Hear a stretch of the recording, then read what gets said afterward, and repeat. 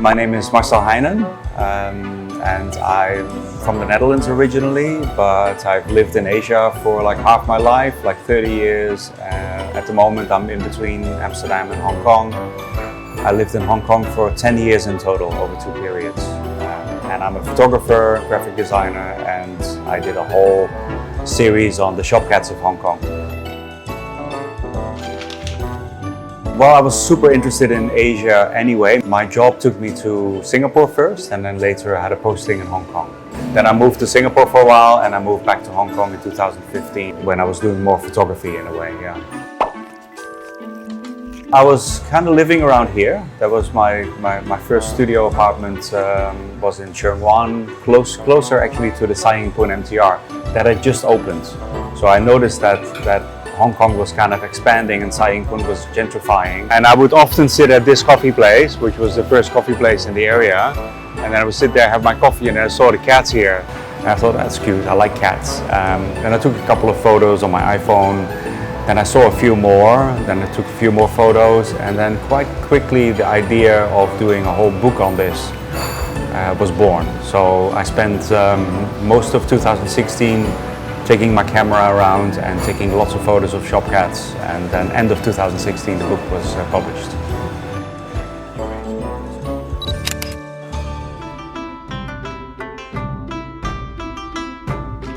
This was the first cat that I saw, and this was very nearby, and I would walk past that almost every day. So I would just have a kind of conversation with them. I don't speak Cantonese, but these people are super sweet, and they're so loving with their cats. So they became kind of one of my go-to places, and of course I gave them a book. They were very happy about it. They asked for a printout, so I did a nice framed print, and they put it very proudly in their store. Can I take a photo? The cat?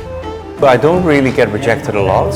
People seem to think that, but it's not really the case. I approach the shops with whatever I can communicate that it's about the cats. So if I would show up at a store with a big camera, with a big lens, and I would point it at the shop owner, definitely they will not like that.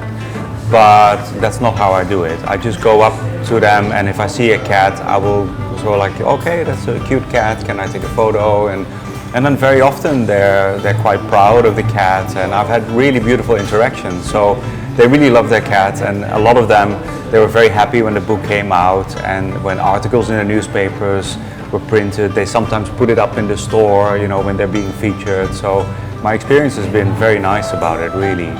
Plus I use a really small camera, which is not so intrusive for people. I think that helps a lot as well. So I think it's all about the approach. Very rarely somebody says no photos, but most of the time they're okay with it, as long as I don't get in the way of business.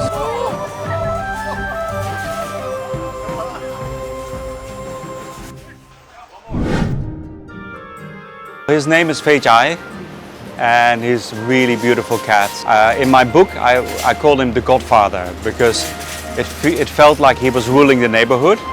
He would sometimes sit on the corner, and then when other cats would come, like he would chase them away, but to people he was super nice. And a lot of people knew him around here. He would sit on a box and people would come and pat him. He was like a famous cat of the neighborhood. Sadly, he passed away a few years ago, but I think he's still in his heart. He put up my calendar from 2017, my photo. I can't communicate with him, but he's always super friendly.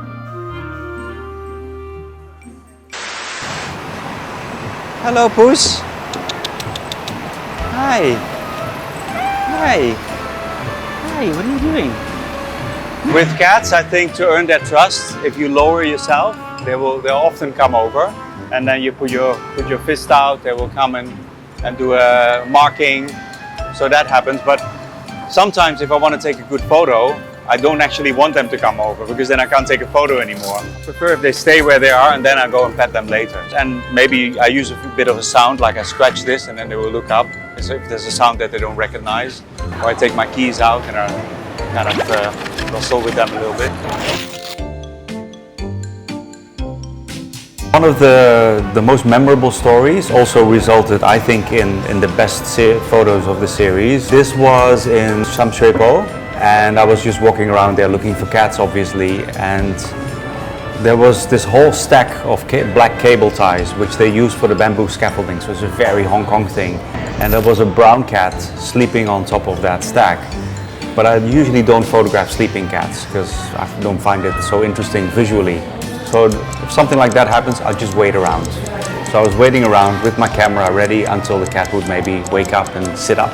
And while I was there, this black cat comes from the back of the store, jumps on top of the cable ties, completely matching the color of the fur, the color of the eyes. And it sat there and it looked at me as if it just posed for me, and I just kind of took a shot knowing like, wow, this is awesome, this background, this matching kind of color. So that was like magical when that happened.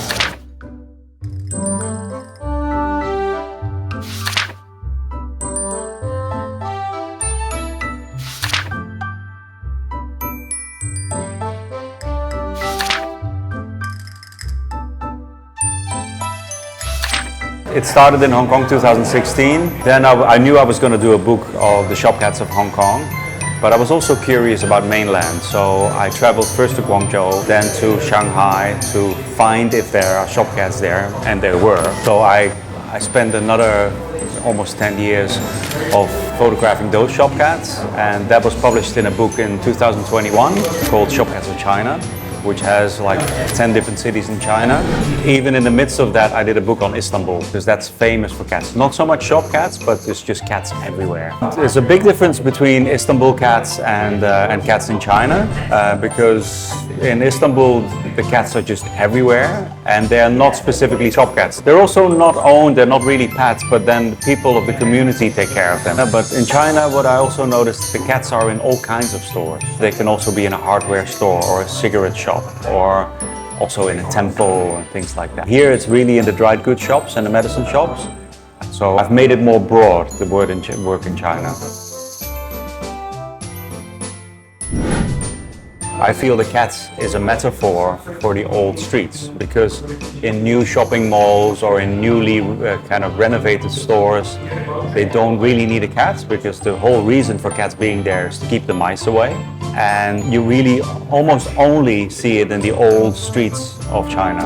In a way, I'm photographing the cats, but I'm also photographing the whole culture around it. If it would just be cats, I would not be so interested to photograph them. But of course, I love cats. They are beautiful animals, so they're very elegant, they're great to photograph, and they can be in very surprising spots in a shop. They can be on top of things, or they can be hiding somewhere. That makes sense to me. Like I'm capturing the culture as well as the cats.